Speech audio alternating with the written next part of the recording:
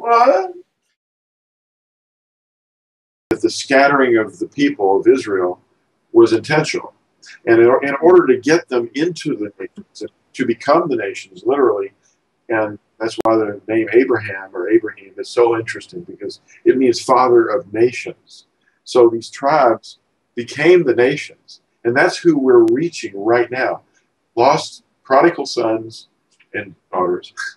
And they're out there, and they have to respond to the Besorah, or the message of who they are, their identity as lost Israelites.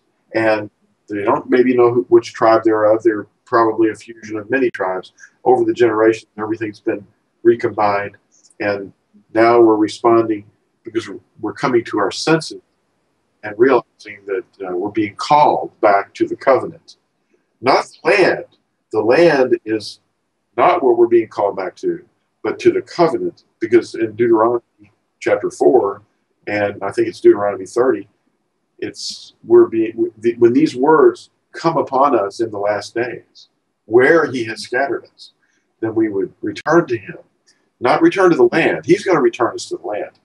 Because it's a trap. A lot of people miss the subtlety of that.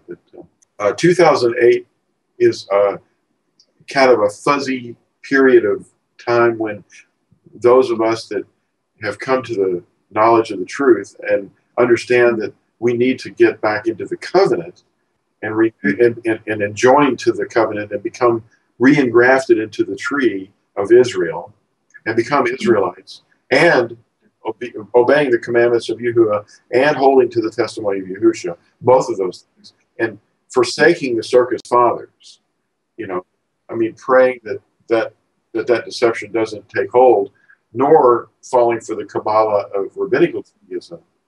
But then we can say, well, not to be hateful to either one, but to bring everything together again with the guidance of Yahushua's leading, and then we can become a family again, a huge one unity, we can all be on the same page with the Sabbath, the weekly Sabbath, and then the annual festivals, and we can understand the moon and why was Adam and Kawah thrown out of the garden? Because they did not obey. Why was Israel thrown out of the land over and over? Because they did not obey.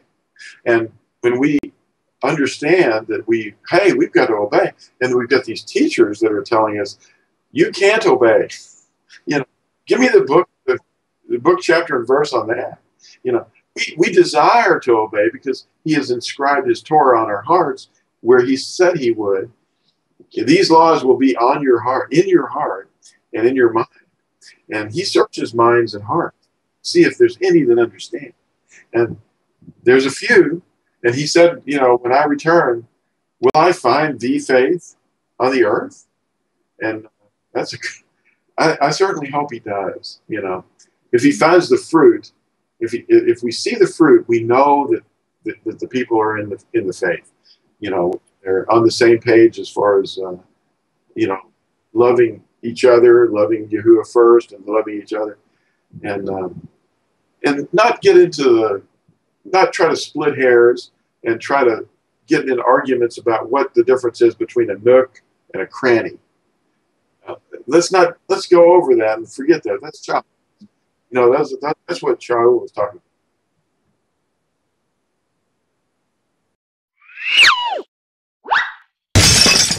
What?